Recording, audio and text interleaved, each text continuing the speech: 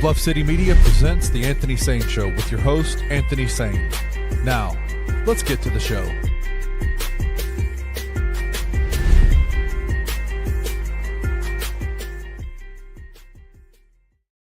What's going on, everybody? Welcome to the Anthony Sain Show. This is, of course, your host, Anthony Sain, here with my guy, man, Kenny Stubblefield's in the building. Kenny, what's going on, my boy? My guy, you doing good, man? Man, I'm good, man. I'm dealing with these almost daily headaches, man, but a brother making it, man. Brother gonna make it through this joint, man. Today is gonna be it's getting hot and there's allergies, bro. Like there's just all this shit together, killing me, man. We got a very special show planned today. A lot going on. It's gonna be a fun show. This is our first show with two guests, Kenny Stubblefield. We have two guests on the show today. We have anticipated interview that we've been talking about, but it's not happening this week, and that's the interview with Havoc, who is a free agent out here in the wrestling world, man. He's doing the show with my guy Bobby Ford at Crosstown Brewing on King of Memphis, baby. The King of Memphis. My bad. The King of Memphis. Havoc going to sit down with him. Very cool interview, man. Got to see Havoc as the man himself more. As opposed to Havoc, the King of Memphis. So gonna have a great interview with him coming up soon. He's doing another interview simultaneous with us, man. So he is the first wrestler in Memphis history to be on the airways at two places at the same time. Is Havoc, Kenny Stubblefield. Also, our other guest, I call myself the underground king of Memphis sports media, man. If there was a underground king of New Orleans sports media, this brother would definitely be it. He's so cold at what he do, man. I've even allowed him jurisdiction in my territory in Memphis, man. He comes here, does his thing. My guy, man. My guy. I don't even know the brother's first name. Dodson. We just know him as Dodson. Just doing it, Dodson. Doing it Dodson, baby. That's all we know. My guy Dodson is going to join us very soon, very, very soon. Also today, we're going to do Inside the Same Brain. We're going to talk about code switching, man. Something that happens a lot. Just in the everyday world, in business, and also in journalism. I saw a very interesting tweet today. I don't know if you can show that clip or not. I might send you the clip during the break and see if you can post that joint. Yep. But we're gonna talk about code switching today, and the man who's about to join us now does not code switch. He is as New Orleans as they come. My man Dawson is in the building. Dawson, what's going on, my brother? Oh, man, everything's going good. You know, Ronaldo over Messi, Portugal got the cup. And I'm getting to get on your show, you know, been showing you love in the DMs, on the socials. Man. Always love.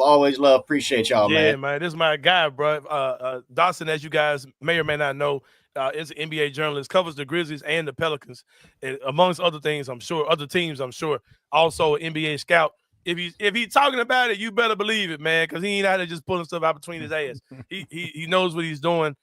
He's great at what he does. Like I said, he covers the Pelicans and the Grizzlies. I remember when I first started hearing his voice, because you know I've been doing this for a while, bro. This is year 11 for me, and doing independent journalism, and I can line up when when my ex-wife was pregnant with my son. So I know it's been 11 years, right? So and through that time, I've been in the locker room, out of the locker room, but I just kind of know the guys in the city. I know all the media members, right? And I was telling Kenny, it's like, man, it's a voice I keep hearing. Like, who is this dude that's like in the locker room? Like who is this, bro? Like, I have no clue who this is. Like, I know everybody. And in Paris, she was another one, the host of the show. She's like, this Dodson. This Dodson. He's like from New Orleans or something. It's like, why is he here? He's like, he covers both of them. Like, oh, okay. So I started checking out your stuff. I was like, yeah, this dude legit, bro. Like he gets the Anthony Sain stamp of approval for sure. And we just started messaging each other, connecting. This is my guy, man, for sure. We got to connect. Next time you come to Memphis, man, we got to link. I'll be super busy, bro. I got to make time to catch up with my boy. Likewise, man, when I hit, it's always just in there for the games, out for the games. I've been in Memphis a lot for the EYBL, Job Morant clinics. Uma has some stuff there. So, yeah, we're definitely going to have to get up. I need some more Memphis spots to eat. I mean, I want to go to Elwood so many times. Yeah, I got you, bro. I got you. Elwood, good stuff, though. Yeah, I ain't going to knock you for going there at all. Well, let's get into it, man. This whole segment is going to be me and you rocking for the next few minutes or so. The NBA Finals are going on right now, man. They play tonight. I would do a Finals preview for Game 3, but I just make it simple. The Pacers ain't in these dudes' league, in my opinion, man. Like, I think they're a team that is the team that's been down double digits for the first two games outside of 0.1 seconds. I think that's who they are. And people like Kenny, like they're trying to will the Pacers to be something they're not, in my opinion. No, Dodson. What you're going to realize about Anthony is he's a professional hater. Like, that dude's a professional hater. Nah, brother, hating is now wishing that the Pacers beat the Thunder. We're going to talk about that too. But that's why I always love him. I always love the show. That's why I tuned in when I come up to Memphis. I listen to y'all. I love the hyperbole. I love a little bit of the hate. But I will be a little bit more of a realist with you. They in the league because, I mean, look at game one.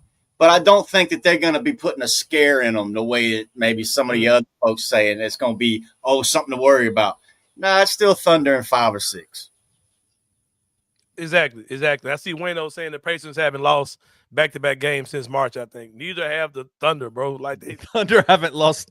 They're gonna do these dudes, bro. It's over, bro. Their finals was their game one victory, bro. They should have had a parade then. They had to have their Iverson moment. Halliburton got his Iverson moment. Thank you. Come again. We got a great little piece of the Pacers. Yeah. But we all know who's going to be having a parade in a few weeks. Yeah, I mean, I agree, man. I agree. We talked about me being a hater. I am a Tyrese Halliburton hater. I'm not going to act like I'm not. I think he's a very good player. I think some of the conversations about him are asinine when it comes down to calling him a top 10 player and calling him a superstar. Like, nah, bro. The potential face of the league, that kind of stuff. Man, you got to make me start No. itching. If you need a plug, I've been on, the grassroots circuit for 3 months now. Like, every weekend, they've been flying me out to Richmond, Orlando. I've been asking every kid who inspires your game. Who do you model your game after? Just who's your favorite player? Ain't nobody said no Tyrese. Nobody said Tyrese. You got one or two. And I think they said that because you had a Tyrese Halliburton picture behind me because it's a Puma event. And they just saw somebody. Right, exactly. It's a Puma event. And they still ain't saying it's Halliburton. Exactly. But yeah, man, y'all, let's cut the malarkey. Let's cut the malarkey. Let me ask you this question, though, man. Us in Memphis, we hate the Thunder. And that's like, it goes way back. It goes back to the KD and Westbrook teams. Right, It goes back to that playoff series. Steven Adams. All that. Steven Adams getting Zebo thrown out of a game, all those type of things. Like battles with those guys, right? And then there was the little bro phase with them where we were a team that was on the come up. We were doing well. And the Thunder were kind of like the little bros. Like, oh, look at them. They're cute. They're ass, but, they'll be okay in a few years. We beat them by 73 points, all these type of things. They were little bros. And then we had injuries and just a couple of their look back. They got their look back big. Yeah, they got for sure. And now they're like they became this media darling team, and we kind of feel like they took our media darlingism, right? Like they were like the team everybody was getting the love to. So we kind of feel a way towards the Thunder, right? Because we remember them being little bros, and now they've clearly passed us, right? So I understand why Grizzly fans hate the Thunder. But why do you think the national narrative is not only downplaying how good this historically good team is, but just really not wanting to see these guys win? Because I feel like so much stuff that people are saying about the Pacers is not because they feel like the Pacers are so good. It's because they're really hoping they're that good, and they hope that they can beat the Thunder. Froze up on me that bit, but I think I get what you're saying. It kind of goes back to not only has this been a great team to watch them raise up culture, and they all grown together, but again, it's something we talked about before this interview went live. It's how the public relations and the rest of the organization, it's really an organizational thing. And I've been to 9 OKC games this year, including the playoffs. Some of them weren't even Grizzlies games. The way they just make you feel welcome, that you go in there and they feed you right. They do they do a lot of good things off the court that a lot of fans and other people don't see. And it really resonates in the community. I'm not that big of a hater for OKC because of, and I get long-winded here, what they did for Hurricane Katrina, bringing that team in, sent our team back. They got a team. Yeah. If you go to the Thunder as an intern, if you get hired, do anything like that, you go down to the Murrah building tour, you see downtown, and you understand what it means to work for the team that represents the community. And that really resonates in a way that maybe Memphis and New Orleans, they don't do. To just say it straight up, they just don't do it. I could be positive in a lot of ways on both of them, but hey, OKC's done a lot of things right on the court, building that team, building the culture, building the community around it. People have seen it. And when you talk about New Orleans hospitality and welcome people in, that only goes to a certain extent. If you're in the city, what we're talking about Memphis too. Yeah. OKC's made it where that just it goes all the way out to the Texas border until there's too many Mavericks fans. They've done a lot to build up that goodwill and that political capital. I mean, that's what it is. It's political capital. So that they get that narrative in the media that other small market teams don't. They've done that. And then they went out and won in a way that I think is just fun. It's fun basketball. Oh, yeah. They're freaking good. It puts a smile on your face. It's positive all around that community, that culture, and that organization. why not uplift that franchise, even if they have to play a team like the Pacers, and it's small market, and they don't want to talk about the big markets. OKC's just done so much right outside of just the game of basketball that it's hard to not cheer for them or not write something positive about it when you just go see them and you're checking them out. Yeah, man, I definitely agree. Like I said, I'm a hater, but I am pulling for them to win the finals. Like I'm unapologetically pulling for them, and I know a lot of people in Memphis are probably on the total opposite end of where I'm at with it. But I'm like, hey, bro, get the Pacers out of here, bro. Back them dudes up and send them back to where they came from. Go find me a player that has something bad to say about the Thunder organization. Caruso talked great about the Thunder ever since they sent him away from the G League. You know what I'm saying? You won't find a player. That's why Durant has all the we might come back, and Russ, and they just don't have any. They don't have any haters outside of the ones that are just out of fans, and you understand it because it's sports. But if you go there and spend a week with them, you're going to leave a fan. And even players say that. Scouts say that. It's something to be admired in sports, and I wish we had more of it. We've all seen dynasties in the NBA. We saw Golden State. We've seen, even the Chicago Bulls in the 90s. We've seen some dynasties. The San Antonio Spurs doing what they did. How, just this team in particular, this team that's probably going to end up winning the championship. Where do you think this team in particular historically matches up against these other great NBA teams? And to answer the question that Wayno's asking, are we witnessing a new dynasty with the OKC Thunder? Yeah, I do believe we'll see 5 titles from the Thunder before we get 10 years more of NBA basketball. I really believe once they make that consolidation trade and looking at how they can do things and then reset a repeater tax before this CBA is over, they can still keep their core. Maybe J-Dub falls off and doesn't become that all-NBA, but SGA is going to be SGA. Chet's going to be Chet. Consolidation trade to bring in another young guy, and they still have a bunch of draft picks. There's a way they go next year. Then there's luxury tax. They reset, and then they can rebuild again, and they still have all their draft picks. I mean, how can you bet against that? It's so tough. And then I've seen what Presti's done and been in the gyms with him while he's scouting guys at Baylor and TCU. And I mean, it's tough to find any way to hate on what they're doing or see a way that they don't win this year. Next year, they're going to be, in the conference finals, if nothing else. The year after that, you're going to have some of these other stars. Jokic is going to be done. The Nuggets, I think, will be washed. Do we really believe Cooper Flagg will be ready or Wemby will be ready to tackle what the Thunder have? That's where you're at. And usually when you have those two kind of dynasties, they all get titles. The Spurs got all their titles. The Mavs got to run. The Heat got to run. Look at history says yes. History says yes. Oh, God. Yeah. You said something that I agree with too, man. We kindred spirits on a lot of stuff. I think I heard you saying, because I say all the time, I don't think Jokic is going to play more than 5 more years in the NBA. I think he's going to give this up while he still got some game left in the tank. I don't think he's going to be playing at 40. I think he's like 31, something like that, maybe now. I think he's done by 35, bro. In 3 years, what's he going to be except broken down? He takes care of his body. Let's get rid of those narratives for people that don't get in there. If you go to the gym and go check my Instagram, same thing doing at Dodson. I want to bet with one of the players. I ain't going to put that on there because we don't bet. You know what I mean? But I got in the gym when they were still putting a court together. We were talking about who gets in the gym first. Right. I did that once, going back to, I think it was 2013 is the first time I did it. Every time I pull that at a Nuggets game, Jokic is in there working, or he just left and he's coming back. He puts in the work. He just has his fun too, and that narrative gets out there. But as far as his body holding up and then the Nuggets holding up, or him even getting to another team that can support his championship runs, that didn't even work for KD. Why would it work for Jokic? Man, good. I hope with everything in me, bro, that him and Luka don't get together. It feels like that's almost inevitable that those two are going to find a way to link up somewhere. Luka and Zion want to play together. It's been an open secret. I'll pull out Jarrett Reed if you want another underground king of New Orleans media. Jarrett Reed 5, come on, step on up. One of the cool ones from Bootku Media. He'll tell you that I had that Luka trade before the curve even broke. But Luka and Zion want to play together. Luka and Zion. I'll take that. I'll take that, bro. I do not want to see Luka and Jokic get together at all, bro. Yeah, they move too slow, but Luka and Zion have loved their time in Paris together. They now have the same agent.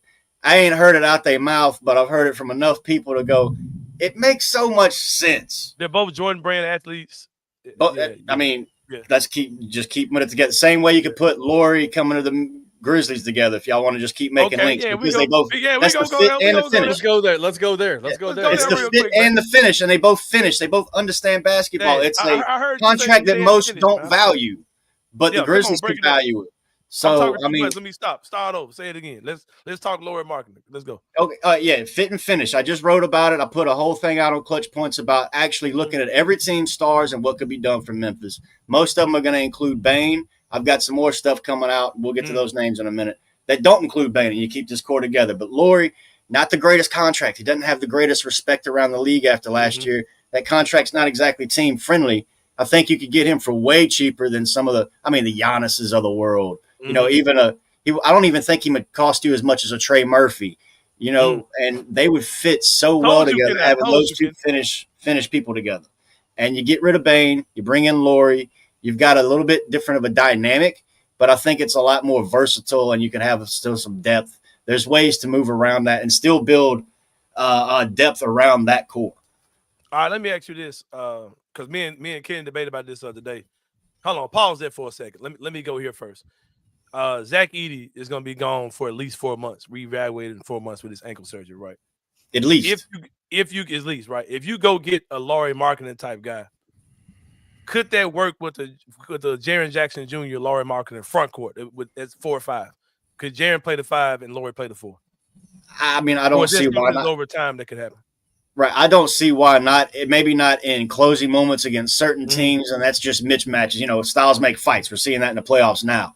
But for a regular season top 4 to contender, yeah, of course. That's 2 all-NBA, all-star type guys, all defense. They can work it out, especially if you got Jalen Wells handling stuff on the perimeter. Shout out Jalen Wells, out the cast and doing stuff. But, I mean, there's enough to work with that I see it working.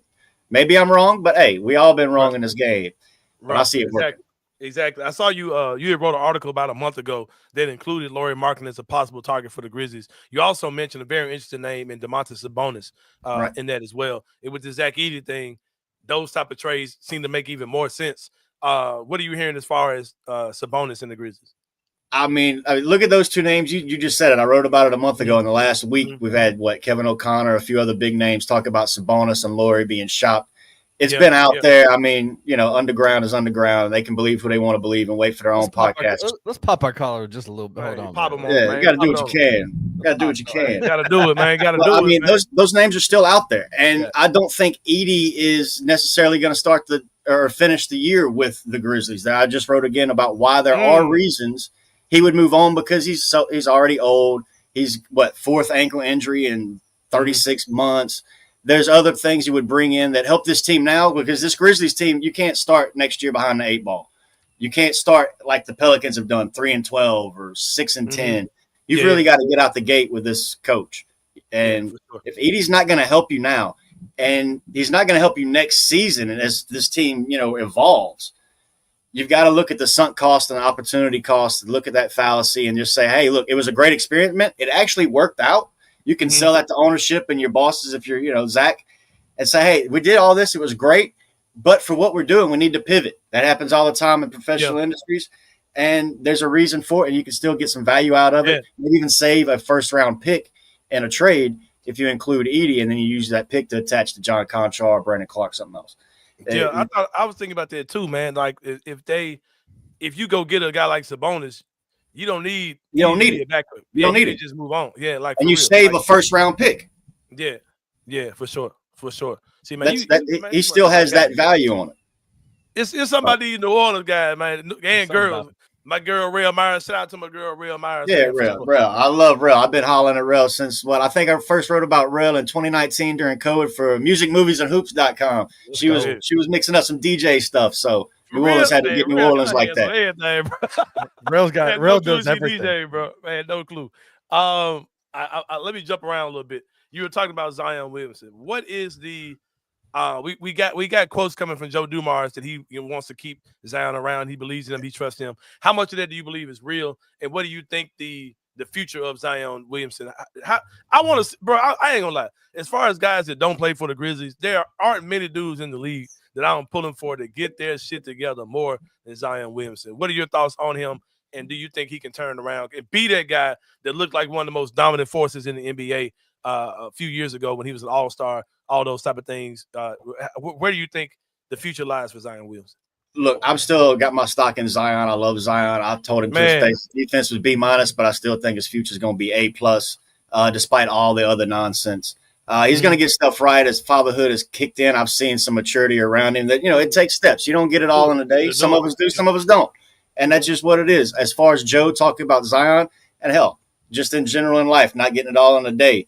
We was talking about rail and small markets and public relations and access. We all need a little bit of grace and mercy in this world. Yeah, man. I hope we can show some more of it. But Joe Dumars, you talk about underground. I was the only media member showed up for Friday at the Smoothie King Center. The Pelicans had a second chance summit. If you need help with expungement, getting your record right, helping getting you re-entry, stuff like that to help uplift our community. Joe was there talking about second chances. CJ McCollum was there talking about it. And the way Joe talked about it there, what he's talked to some of us, some of us that even broke the story that Joe was going there. If they did not want Zion as the face of the franchise, they wouldn't have sent him to the draft and he wouldn't be making these comments. There's ways to make these comments in a different way if you just wanted to build him up and talk nice and we're going to trade him eventually. But Trey Murphy's done everything to be the face of the franchise. Joe is stuck with Zion this far in the offseason, and I think that will continue. But, yeah, I'm rooting for the young man. He knows I've been behind him for a bit. I mean, he was running in and talking. Another shout-out, Kendall Banks, doing his music down here, running into Zion at the gas station a few weeks ago or whatever it was, and throwing them some shouts. He's in the city. He's got love in the city, and I hope he knows that. I mean, I really hope he knows that, so it uplifts him a little bit, especially now that Spoon's out of Spoon was big for him, and I think when her leaving was it was tough. It was tough. Yeah. Why are they planning on bringing her back? She was really good when she was with that organization. I don't see them bringing her back. No, I think she'll have too many other opportunities, not only in the W, but also in the G League, maybe running a team like Becky Hammond and then getting on a bench, NBA style, maybe not that second row, but jumping on the first row, getting the cost of play, stuff like that. Spoon wasn't really doing that here. She got to do a lot of that when she moved up to the Chicago Sky, and I think she wants to keep doing that and be more hands-on in the game and not just hands-on in the players' lives. Not that she would ever, diminish that as well. You take me all over the place, bro. You saying things. I'm always all over the place. My bad. I appreciate it because you mentioned the Chicago Sky. We talked about Angel Reese yesterday. What are your thoughts on her? I went on a real tangent, real rant yesterday because it just bothers me so much that we demonize a player for making her own lane as far as marketability is concerned. Like why do people why is it such an uproar about this young lady who came through your state, Louisiana? Why is the world such an uproar about this young lady being able to find a lane of her own to market herself and make money? But it's insane the way that people talk about it. You should have warned me that I needed to pull one up, roll one before I got on here. I could talk about this. So let's go to all the people. Let's go to the haters on that end, and we all know why they hate for Angel Reese. If America's all about individualism, show me somebody that better personifies individualism right now in sports than Angel Reese, and then take that nonsense down the damn street.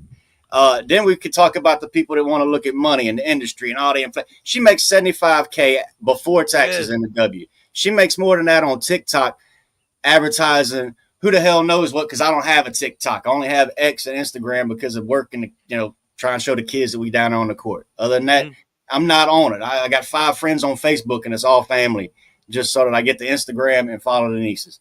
That's it. But she makes her money that way. She's got cars that's worth more than my whole everything because of TikTok posts. You know what I'm saying? Right. How are you going to hate on that if you want to talk about entrepreneurialism and all that? It is what it is in this world. That's the tools she was given. That's the tools this generation was given. Yeah. I'm not going to blame them for using these tools in the way they are, the same way that we shouldn't have blamed and we glorify how the mob used the tools they were given during Prohibition. Damn. Hey, brother. Damn. Hey, you I told you, I'll roll one and I'll do whatever you want to pull one up. If you want to talk sense, that's where we at with it. We might need to do an Anthony Sain show after dark with this man. Hey, for real though. For real though, man. Hey, I love it, bro. I love it. Other than that, let her make her money. She can't make a jump shot, but let her make her money. Yeah, she'll make her money, bro. And she'll make a jump shot. Dude, she'll be fine. This is right. And like I said yesterday. The first one, are you betting on it? I don't listen. She ain't gonna make the first one. She might get the tip in, but But like I said, man, like the fact that she's not a superstar on the court as far as her ability, but she still found a way to be the top 3 most recognizable name out of the league, bro. It's undeniable, bro. Like, how can you knock her for that, man? My girlfriend. How can you say she's not a superstar? Let's hate on what you're talking about. How can you say she's not a superstar if she's the most important player on the court as far as selling tickets and driving the game and raising the game up? That's what I'm Rebounds saying, matter when you shoot less than 40%. That's a star. She's a star on the boards. She's a star everywhere else except where people want to go, I'm a bucket. Well, as a scout, I don't care about the bucket. I care about how you got the bucket and what you do after the bucket. Yeah, and she's doing all that plus some on TikTok. Go holler at her.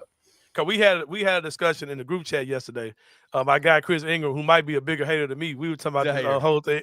Chris a hater for real. Hater for real. We were talking about this whole thing. And my girlfriend commented on the show yesterday, and she was like, she's a superstar. She was like, I watched the WNBA because of her. Bro, that's undeniable. Like that's the definition, bro. Like your pull, your draw, all of it is what it is, bro. Like the fact that she said I did not watch the WNBA until this lady got on the scene, and I watched it because of her. If you were making a music poster about a concert festival, Angel Reese gonna be that big name at the top, not like on the second or third level. If it's the old 1920s and you're riding around with a Tommy gun, and she gonna be the top name on the marquee. It's the same thing 100 years later. She is the star. She is the name. And in college, everybody knows CC was going off. I knew who Caitlin Clark was, bro. I and people can say this is cap, this is whatever. I found out who Caitlin Clark was because of the whole "you can't see me" thing with Angel Reese. It had nothing to do. As cold as she was in college, I did not know who she was until Angel did the "you can't see me" thing, and then I found out who CC. But as long as it brings you into the game, you don't disrespect the game, and you find a way to flip it positive, and we share some of those successes. Thanks, bro. Talk your shit because it's Ja Morant, and if y'all need the clip, told me in the locker room. I think it was in Houston. Mm-hmm. If shit talking bother you, you don't belong out here. Man, real talk. For real. I still use that clip for some other stuff. Yeah, my bad. I didn't mean to cut you off. Good, man. You good, bro. We rolling, bro. There's been a lot of trades about big names, potential trades happening. We talked about the Grizzlies and some stuff they may do. KD and Giannis. I think the Giannis stuff is a bunch of crap. I think Giannis ain't going nowhere. I don't think he really wants to go nowhere. I think we're kind of putting words and thoughts into his mouth.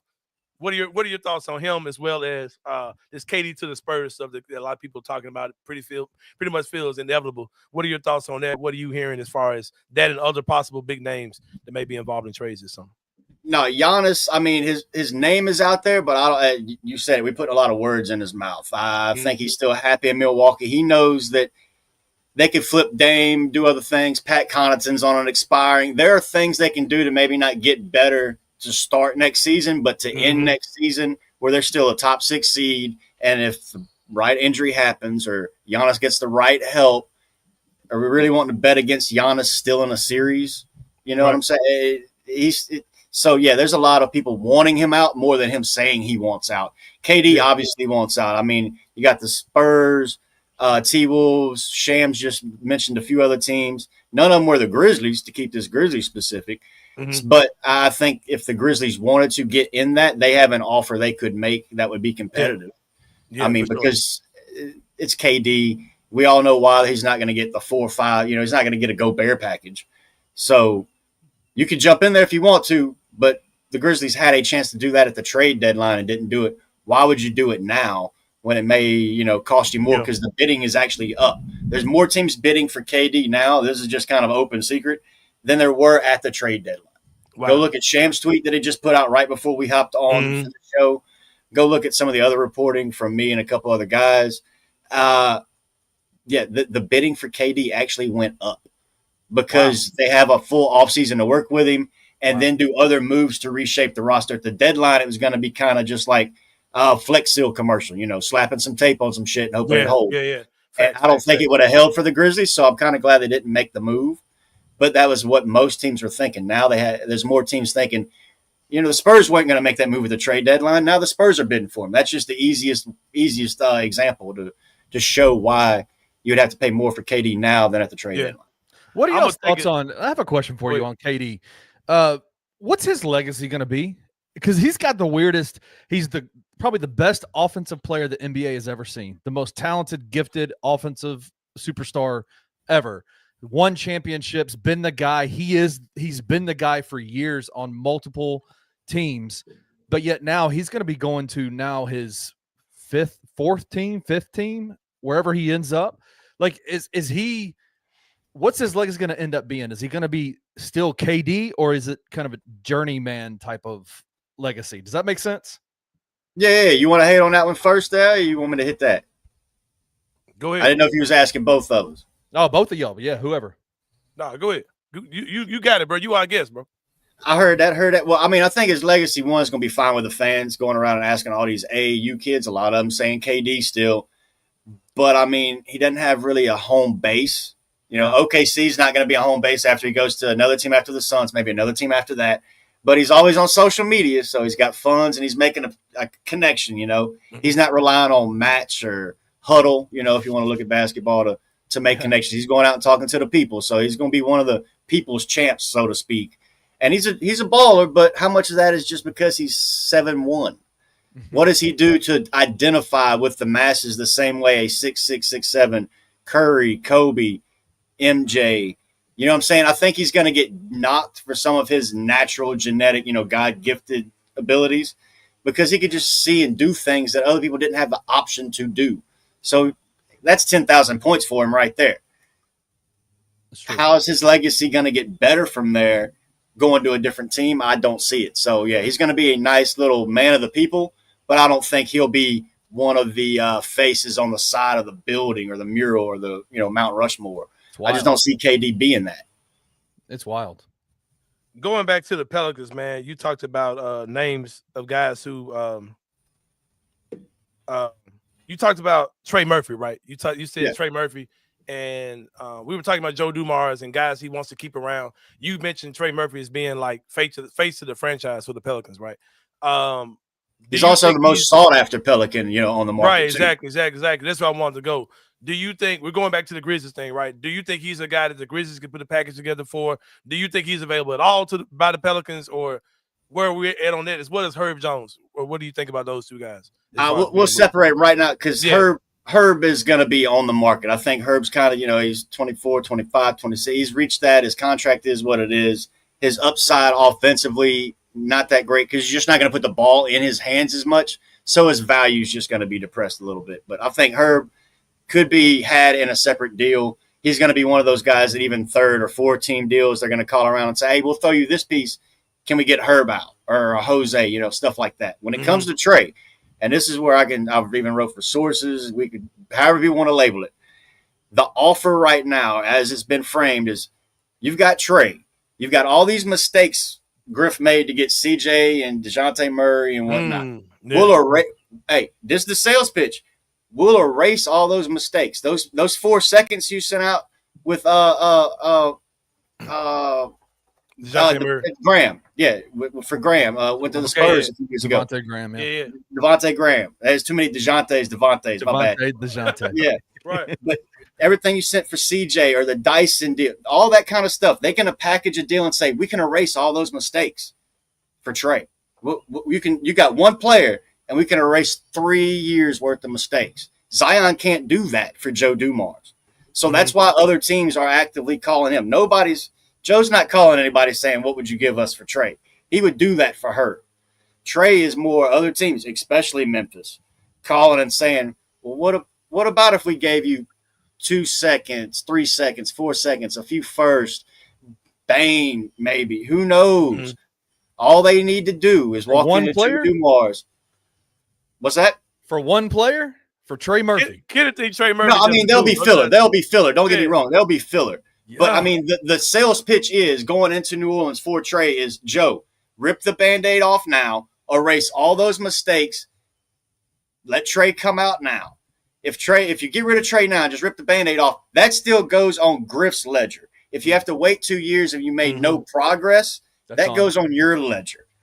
That's why teams are calling and saying, maybe you're not going to get full value for Trey Murphy, but we can erase a lot of mistakes and give you a clean slate. So then 2 years, you have a lot of other places to go instead of being behind the 8 ball with no seconds, only 3 or 4 first, especially if Milwaukee Bucks want to do a deal and get theirs back.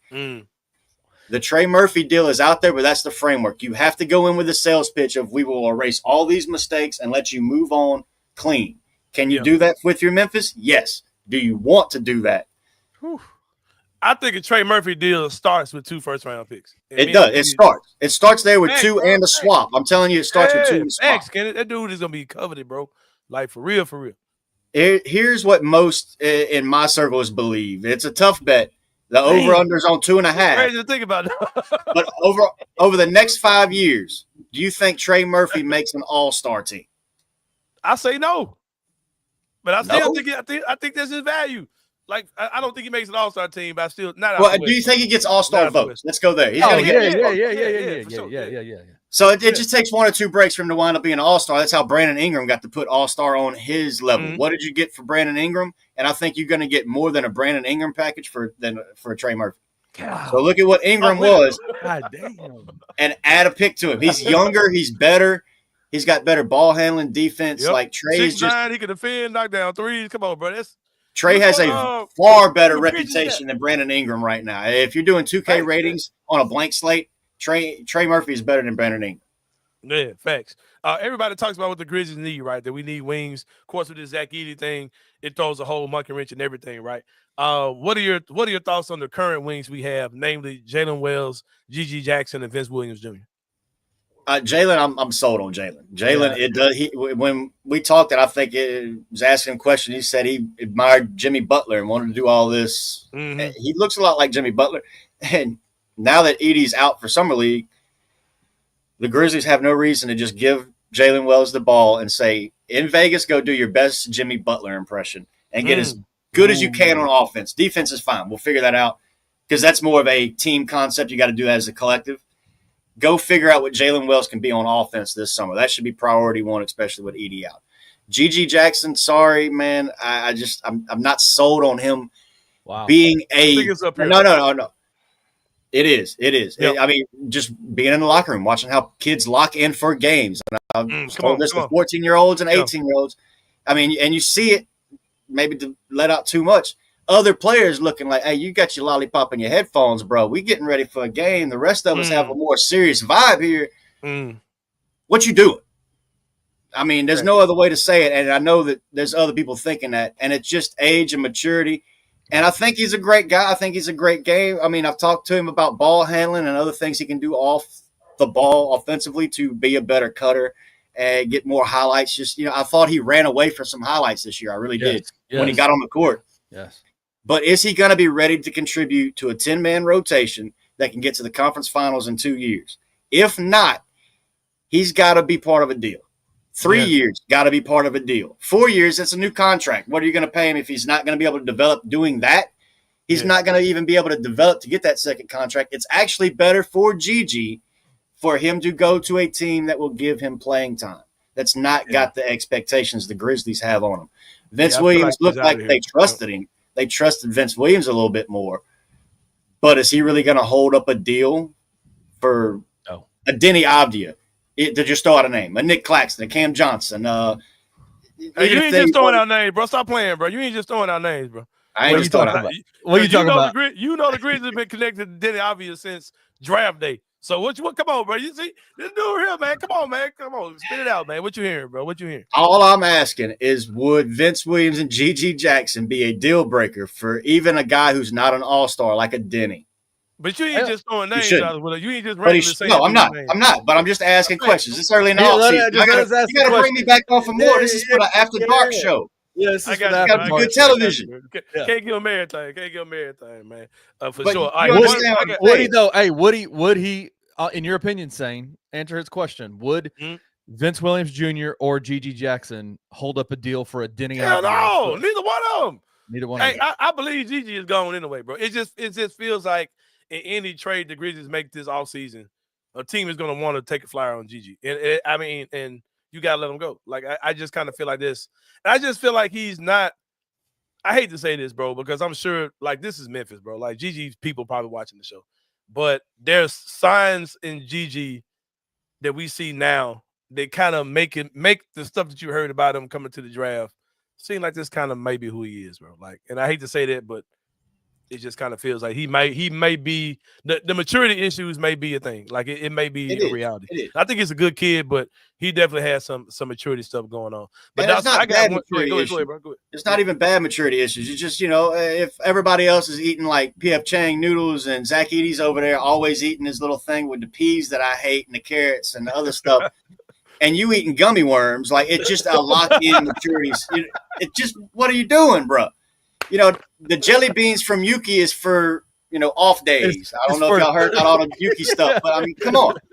But yeah, Gigi needs to be in an environment where he's more involved, just in my opinion. I don't have a psychology degree, but I mean, it seemed like when he was more involved and they had him at practices and he was doing more in the practice and they knew he was going to get time in the game, he locked in differently. You can't do that. You got to prepare every day like you're going to be in there. Yep. He's got to learn that just through some veterans. But he needs to be in a situation where he can play more and he knows he's going to be more of a in the system.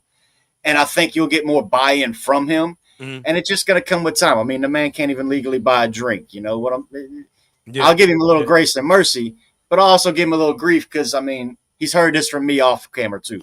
You're a pro. You're a pro. He's a pro. Yeah, you got to be a pro, man. Got to be a pro. Final question for my man, Dawson.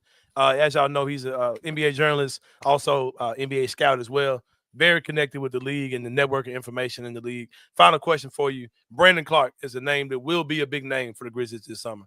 I believe that if you're going to make a trade that brings in a Trey Murphy or brings in whoever you're trying to bring in, right, for the Grizzlies, if you're looking for a wing, even if you're looking for a big, is it more important to have Brandon Clark to potentially be your starting center on this team because of Zach Edey's out, or is it more important to try to move him for a wing? Which one do you think is more important? I definitely for a wing, and throwing out names that I've heard from other circles and some of my West Coast folks. Don't be surprised if it's like a Brandon Clark, John Conchar, filler, maybe a Jay Huff, for even a DeAndre Ayton. You know what I'm saying? Because Brandon Clark, he's kind of hit his limit here. He's hit his ceiling here. I think he needs to be in a different system to show what more else he can do on the court. Yeah. He just needs more reps that way, and he just didn't get the reps. He has not been able to get the reps through injury or just being, a bottleneck at the position. But he's another one that I think he's going to be part of pretty much every trade package that the Grizzlies try to put trade together. package. Yep, I agree. Yeah, man. Him and Conchar are being shopped so much that, I mean, other people just ask him, just put their contracts together, grab a minimum or two, and pull up the contracts in the league, and that's what you can go shopping with. That's your credit card. That's the Grizzlies package this summer. Yeah, it does feel that way for sure, man. And BC's a guy that came my first year full time covering the team. He was a rookie when I was a rookie, man. So that's my guy. I ain't gonna lie, but it does feel like his days with the Grizzlies are over. Our time with my guy Dodson is also over, man. We appreciate you rocking with us today, man.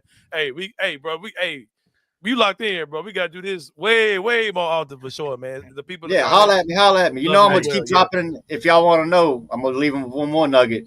When he knows where all the scouts at the game are, I'm the one probably sent it. And I sent you a few times like, hey, all these scouts are the ones that. Hey, you got so-and-so to be like, oh, shit. Here's the last nugget. We at the Grizzlies game 3, game 4. There's only, there's scouts from the other team there. And the 2 teams you might face in the next round. Mm-hmm. Only one lottery team had a scout at Grizzlies playoff games. The Pelicans. Oh yeah, we for the talk business this summer, bro. Yeah, I'm already dropped that one in a few of y'all. Yeah, it's too much blood in the water, man, for sure. It's too much blood in the water. The only lottery team with a scout there, and that was after Joe had come on and they let Griff go and some other stuff. So only lottery team with a scout at the Thunder Grizzlies series. Hey. It's gonna be some talking turkey for sure. Hey man, y'all follow. Our friends down the bluff, man. I buy you brothers down there in New Orleans. We're gonna talk some business, man. This is my guy Dawson, another underground king out here, man. My dog Dawson. We about to take a break, man. When we come back, my boy Hunter Havoc is gonna be in the building. Gonna talk about this wrestling event he's got this weekend at the Crosstown Brewing. Hey, it's going down. We'll see y'all with more Anthony Sain show in a minute.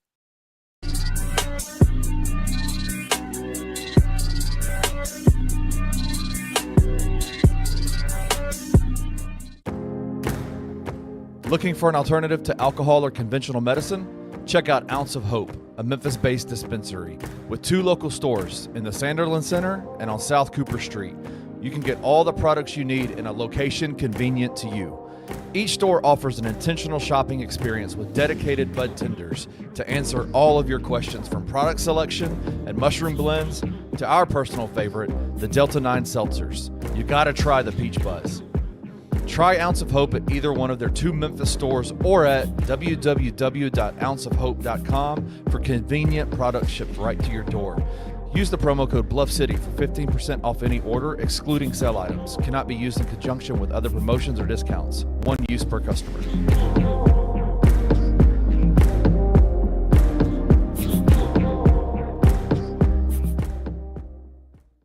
One of the things that we said on this Tuomas Isalo staff is we needed former players and we needed guys with some chops and some experience. And the 2 names that have come out that have been leaked, and names like this, if you're interviewing for jobs, typically don't get leaked unless there's some backing to it and some serious things going there, are former head coach, most recently of the Milwaukee Bucks, one Adrian Griffin. You got Jared Dudley, former player, won an NBA title as a player in 2020. I don't know about you, Drew, but both of these coaches check a lot of boxes for me in what would be a great assistant coach. Man, I love both. And I'll be honest with you, if he lands either of them, I'll be super impressed, because I didn't think that he really had the name or the draw that could get anybody to even answer the phone. Like, who in the world is Tuomas Isalo? I don't know. It sounds like spam. I'm going to hang up. Tune in to the 2 Buck Sports Show with Rusty Witten and Drew Gann every Monday, Wednesday, and Friday live at 11 a.m. on the Bluff City Media YouTube channel.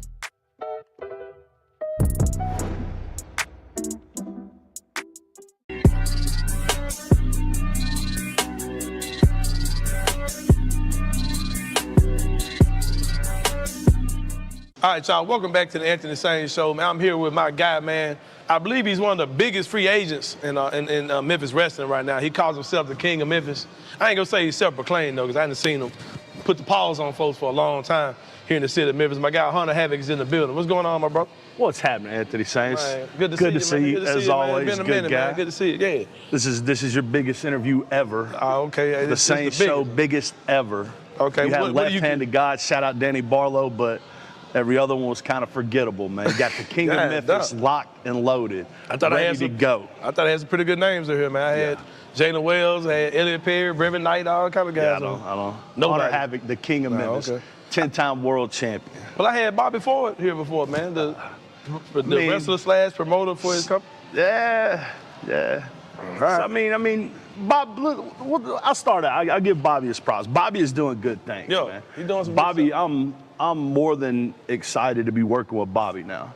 Bobby is carrying what Memphis wrestling should be, what it started as, what the dream. Bobby and Andy Mack are carrying that on, man. That was let's start there, man. What are your thoughts on the current state of local wrestling, man? There's a lot of organizations, a lot of shows going on. You can find a show pretty much going on every weekend here in Memphis somewhere, man. What are your thoughts on local wrestling right now? So, it's a great time, to be honest. Like, I'm extremely excited. Like I said, doing great things with Bobby and Andy. They kind of started their own thing, and they are taking the original idea of what like I had when I started for Memphis wrestling. When I started, I had the idea I wanted to make my city big. I wanted to get established in Memphis. I didn't care about driving 500 miles to wrestle somewhere else to get a little exposure.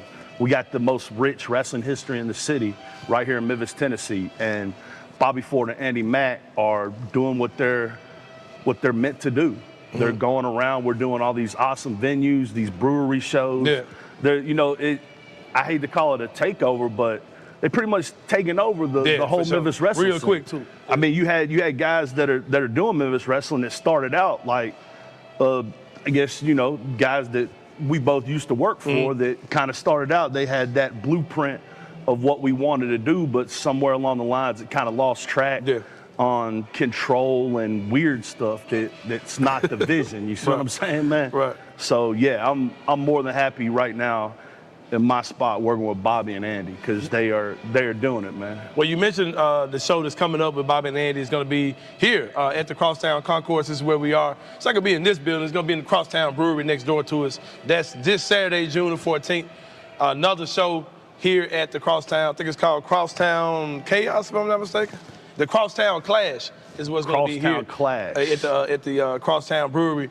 You are getting in the ring I am against Ken Dang. Okay, we've had Ken on the show before. Okay. He's been on, yeah. Ken, like I said, Ken's been wrestling a long time. He's a fierce competitor. It's actually the first time I've ever had a one-on-one singles match with Ken Dang. I tagged with him against Andy Mack. You know, him and Andy Mack cheated, threw beer in the ref's eyes and got the win or whatever they did. But this is actually me and Ken's first time squaring off. I'm looking forward to it. Ken is an accomplished guy, and I think that's a main event anywhere you go.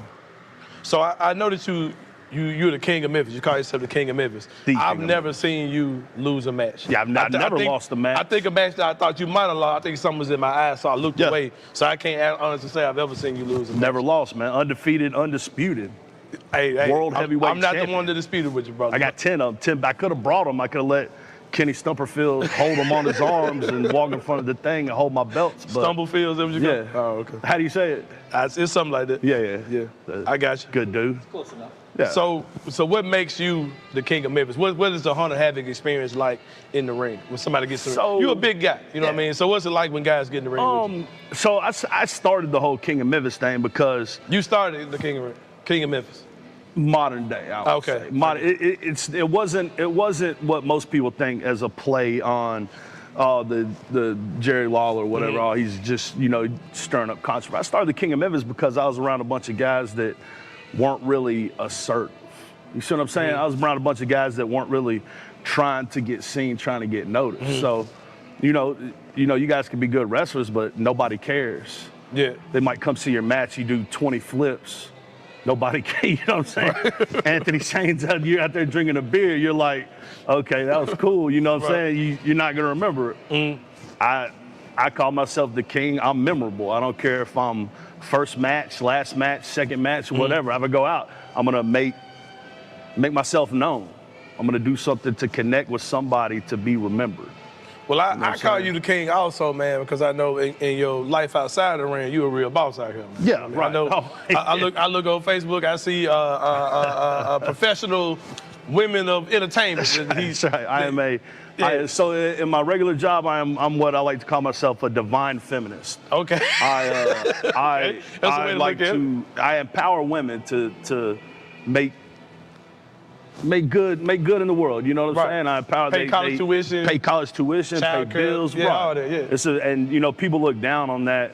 There's nothing to look down on. It's very admirable work, and those are good people that I work with every day. Your theme song is a 3-6 Mafia song. For sure. You Scared is the way the song you come on in. It is. You got the 3-6 Mafia team. Yeah. How much of their attitude and just their Memphis vibe plays into your how you do your thing in the ring? A lot, man. I say I have the most Memphis vibe as a wrestler, because I know, like, you grew up in Memphis. Memphis isn't all the, you want to win, but you want to win and you're going to talk while you win. You know what I'm saying? It's more of like what you can say when you win, how you win. Winning ain't enough if you come from Memphis like we do. You know what I'm saying?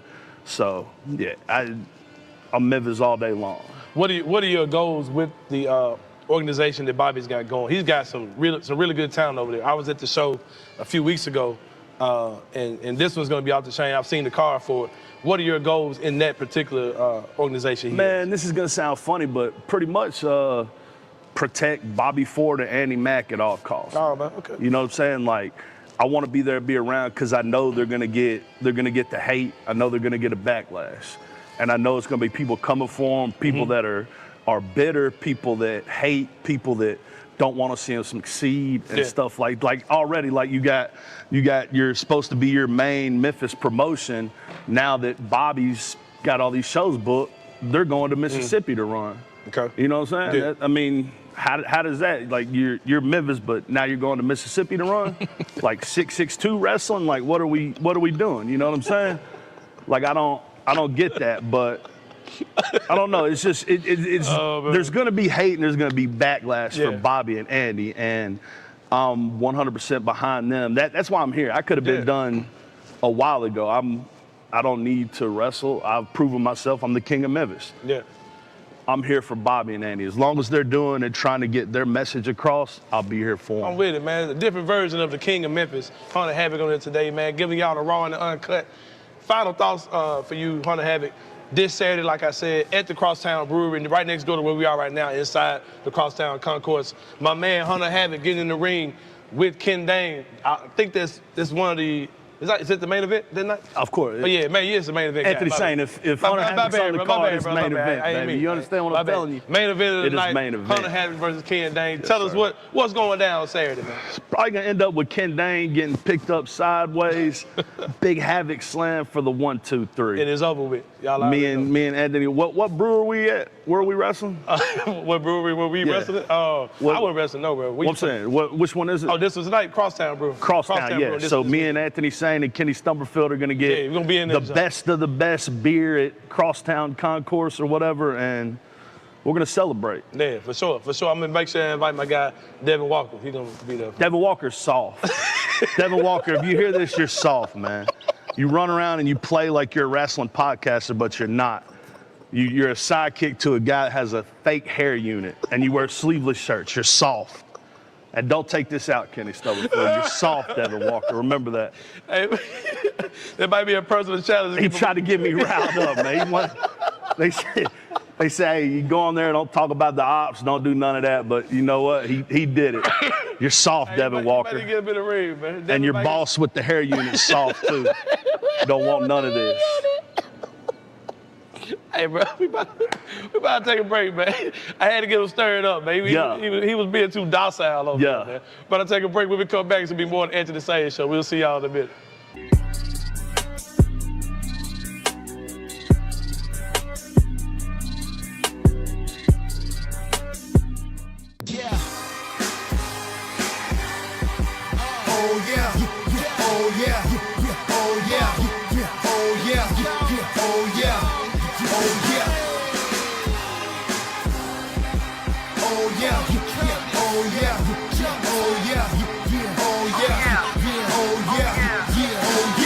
By the way, we ain't going nowhere. Solar flare, ultraviolet light beam. When we appear, be prepared. A couple dudes from Memphis moving mountains with their prayers. Surrounded by the thousands, yeah, a cloud of witnesses. Cheers are filling up the air. God called us, God got us. It's the sentiment we share. Feeling fresher than a denim mint. Know who you dealing with. About to get this thing cracking like a kick in the snare. From the kicks that we wear, cross that we bear, our souls in it.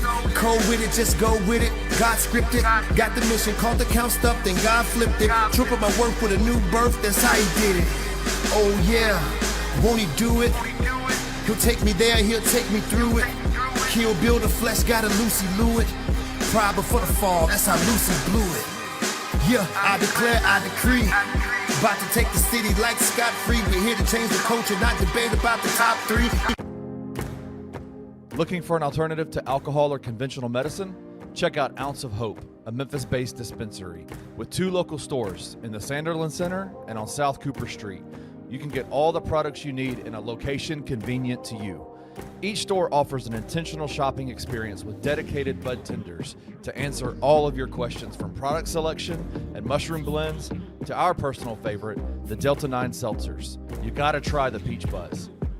Try Ounce of Hope at either one of their 2 Memphis stores or at www.ounceofhope.com for convenient products shipped right to your door. Use the promo code BluffCity for 15% off any order, excluding sale items. Cannot be used in conjunction with other promotions or discounts. One use per customer.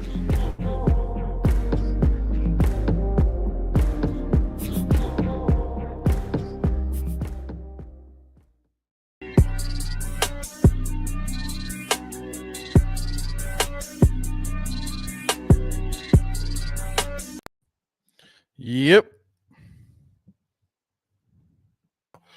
There it is, man. Welcome back to the Sain Show. I had to jump muted, man. Julia came in. I was talking all kind of freaky, man. I don't know if y'all heard me in that. I don't know if y'all heard me in that, man. Hey, it's all good. It is what it is. But shout out Julia. Shout out Julia in this joint, man. But anyway, the co-founder of Memphis Magic Volleyball Institute in the building. Let me talk about that for a minute. You saw the promo. Got another promo we're gonna run tomorrow for that. Starting this Monday, man, June the 16th, we are running free volleyball clinics for young people ages 8 to 18. We still have room for coaches if anybody wants to come in and coach who's a former or current player, college players, high school, any coaches, we need coaches for these young ladies. There's still some spots available for that. We good, but we need some spots available. We do have some spots available for that if somebody else wants to join in. The more the merrier. We're trying to get different locations, multiple sites going, all these type of things throughout the school year. So we're just trying to build a database of information for people who are willing to be a part of what we're doing. Also, for your young people, go sign up, man. InspireMemphis.com is where you can sign up for that. You can also go on my personal Twitter or Facebook. There are links for it there to go directly to the Eventbrite to sign up your young people. It is going to be 6 weeks, man. 6 Mondays for the next 6 Mondays, starting this Monday. We're going to have clinics. You can go to one. You can go to all 6. You can go to 5, 4, whatever you want to do. It's going to be a great experience for your young people ages 8 through 18. We'll take you for girls who've never picked up a volleyball in their life. We'll take you. We're going to help you guys learn the game. It's going to be a great time. Look for Julia Content to have an interview on the show very soon. The co-founder of Memphis Magic Volleyball Institute. She will be on the show very soon. I don't think she knows that, but yeah. We get her on the show. You're going to get the co-founder. This is big time. Yeah. The brain behind all this, man. I ain't nothing but the pretty face, man. She's the pretty face. She's the pretty face and the brain. Like me, bro. You bring the facial hair. You bring the facial hair. That's what you got. Yeah, I bring the facial hair. Yeah, that's about it. Oh man. Speaking of facial hair, Kenny Stubblefield. Yeah. Man, Hunter Havoc has a show. He's going to be wrestling at the Crosstown Brewery this Saturday. We talked about that. You guys saw the interview.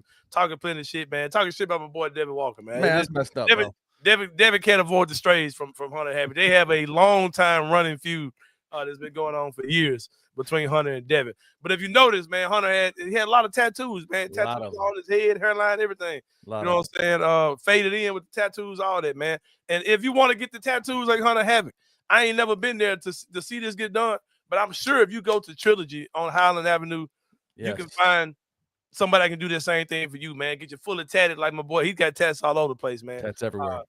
And if I was getting anybody tattoo me up, Kenny Stubblefield, I'm going when they're 27 years of experience, man, like Trilogy Tattoos. Go check them out, man. They are dependable. Big dogs, they stand on their name. Clean professional environment there every time you come in. Yeah. Check out my people at Trilogy Tattoos. But Kenny Stubblefield, Anthony, you said it, though. You said it. 27 years. For all 27 of those years, they have been rated in the top 3 of Memphis tattoo shops by the Memphis Flyer. I mean, this is being voted on by the people. So the people are telling you, if you are looking to tell your story, if you're looking to be able to memorialize something that's happened in your life that you say, man, I want this on my body. I want to show it. I want to remember it. I want whatever. And I want it to be in a good quality, safe place.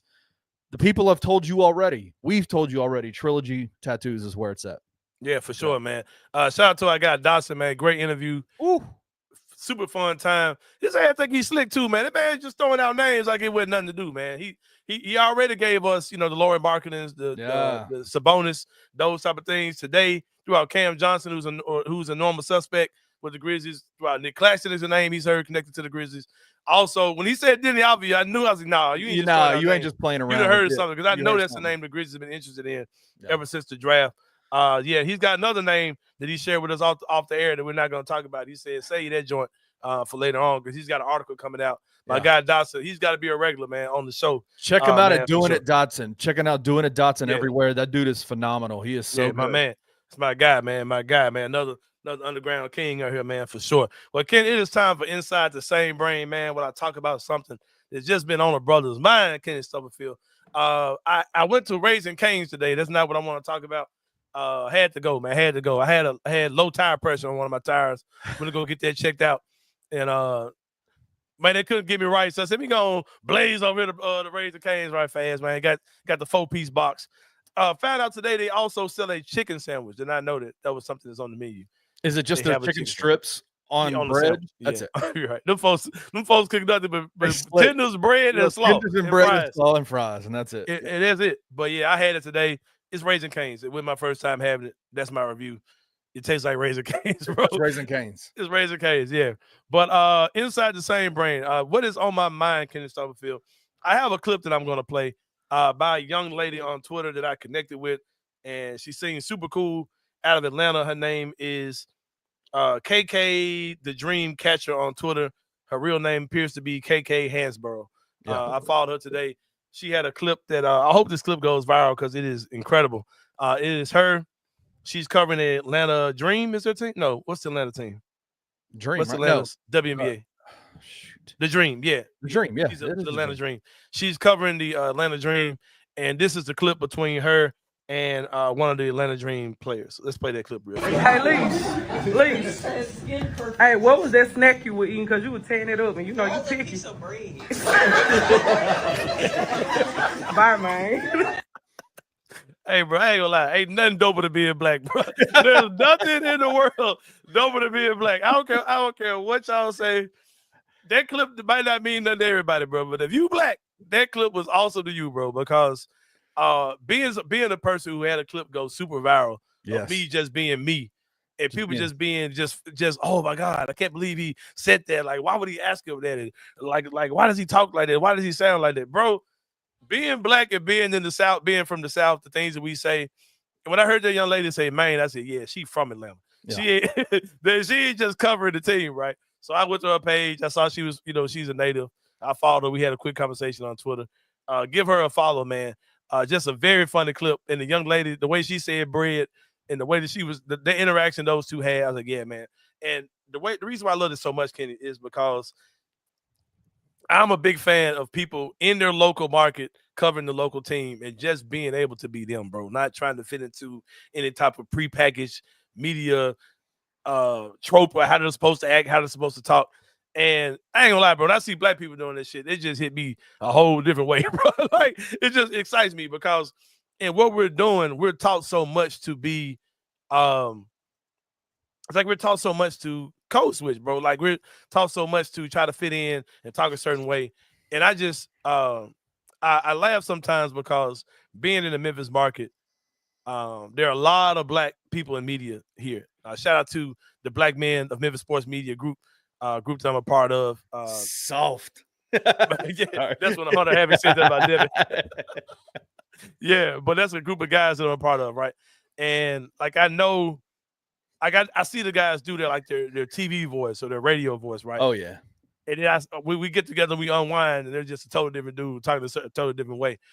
And I'm excited about guys like Doc Holliday who don't have to do that. Like, Doc is the same exact dude on TV as he is on Twitter, as he is in person. And but it's like so much with what we do, man. We feel like we have to do these things, right? And it's in the workplace, it's all over the place. As black people, we feel like we have to switch up to prove our intelligence or to not make other races feel uncomfortable or not feel intimidated. And I just want to give a shout out to this young lady for just being herself, man. And the heat I got after just having just a real conversation with y'all. Like, he was like, well, who they say better than me? I was like, man, bro, Halliburton, bro, the point guard for the Knicks. But what's his name? What's his name? That's the line. I was like, oh, that's the line. Jalen Brunson. Yeah. That's like, the line. It's just the way we tripped about that, like in that live moment. Those things happen for being authentic, man. And it's like, it's crazy because like I look at guys like can't think of his name, Sean Coleman, right? Who's like the countryest Covington, Tennessee white boy in the world, right? But he's him. And he's not in there trying to sound a certain way. He's going to sound like a tumbleweed rolling bumpkin that just jumped off off the tractor and went to the press conference, right? And he's able to do that, and I'm going to do the same thing, bro. Yeah. And it's like I see people, they'll come in the comments and they'll talk in this like this fake slang thing to try to be derogatory or to intimidate me or whatever. Like, bro, I don't give a crap about none of that, bro. At the end of the day, I'm gonna be me. I'm 38106, born and raised, bro. I'm a Memphis kid. I took speech classes as a kid. I'm glad I can talk, period. I ain't trying to talk like none of y'all, bro. Like, I'm talking like about kindergarten speech therapists. So I love it. I don't care about none of this stuff, bro. At the end of the day, I'm gonna be me. And I salute people who do the same thing, bro. We ain't switching nothing out here. Because y'all ain't switching nothing for us, bro. What I'm a code switch for? Like, for real. I'm going to be me, bro. And I've had people compliment me because they're like, saying, you the type of dude, people can throw you anywhere. In the churchy crowd, a business crowd, your hood dudes, whatever. You know what I'm saying? You can go anywhere. Like, that's a gift that you have. And man, I take pride in that, bro. I'm not switching up nothing, bro. I'm going to be me. I'm going to be unapologetic to me no matter where I go. And shout out to the people who do the same, man. We ain't switching nothing, bro. But shout out to go ahead. My question is how much heat do you think KK is going to get the heat of? Who let her in the press conference? Oh, for sure. Yeah. Who let her country in? Who let her in there? I thought there was a standard. Right. That's what you got. To ask fucking media questions. We ain't delivering no goddamn babies, bro.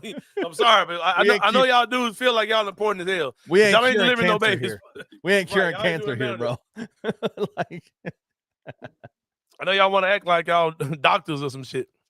But no, y'all not, bro. You're not important at all. You following around the most important people in the room, and you asking them questions. You ain't important, bro. You're not who people came to see at all. But those type of things have been done for so long to marginalize things and to keep certain people out of those areas, bro. Yep. You know what I mean? Like it's just, I don't want to go here, bro. But it's like it's so many people who try to use like these who's got a degree and what experience do they have things to try to keep certain people out of these arenas. But man, come on, bro. Like my guy Dodson, I guarantee you he ain't got nobody's degree in this shit, bro. You know what I mean? And I guarantee you that he's been the victim of some gatekeeping bullshit everywhere he's gone, but he's a goddamn grinder and he kicked doors down. And I tell people all the time, you ain't got to open no door for me, man. Just get the hell out the way when I kick that motherfucker down. Like that's the only advice I got for you, bro. When I kick that door down, don't be on the other side of it because that door gonna hit the shit out your head. So you might just get out the way, bro. Like for real. So like to anybody who's out here trying to do their thing, don't feel like you got to switch up for these folks, man. They ain't gonna switch up for you, bro. Be you. Be great at what you do. Shout out to my girl KK Hansbro on Twitter, man. Give her a follow. She's out here doing her thing in Atlanta, man. But Kenny, it's been a great one, man. Great interview with my guy Dawson. Great interview with my guy Hunter Havoc.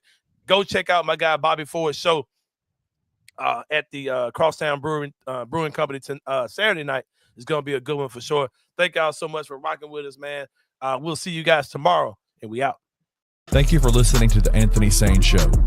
If you enjoyed this episode, leave a rating and a review wherever you download your podcasts. Also, like and subscribe to Bluff City Media's YouTube page. For comprehensive coverage of Memphis sports, head over to www.bluffcitymedia.co and find out how you can become an insider. We will see you back here next week.